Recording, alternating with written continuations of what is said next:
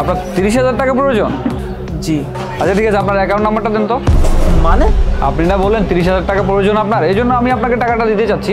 সেটা আমি বুঝেছি, কিন্তু আপনিও আমাকে চিনেন না, আমিও তো আপনাকে চিনি না, তাহলে আপনি আমাকে শুধু শুধু 30,000 টাকা কেন দিবেন?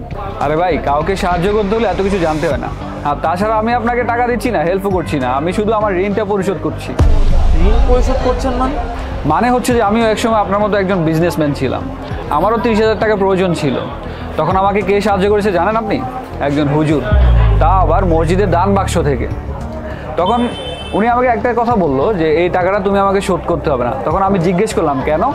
তখন উনি বললো যে তুমি দেখবে এমন একটা সময় আসবে যে একজন মানুষের 30,000 টাকা খুব প্রয়োজন, তখন তুমি নিজেই বুঝে নিবে যে তোমাকে কি করতে হবে।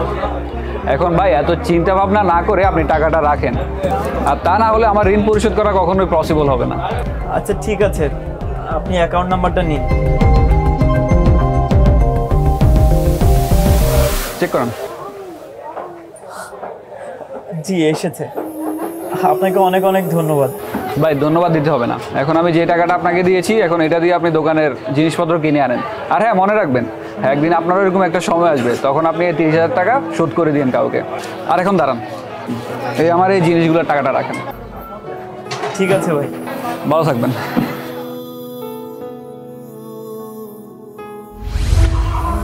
এখন আমাদের এই একটাই চাওয়া, যার চেইনটা অনেক বেশি প্রয়োজন সেই যেন পায়।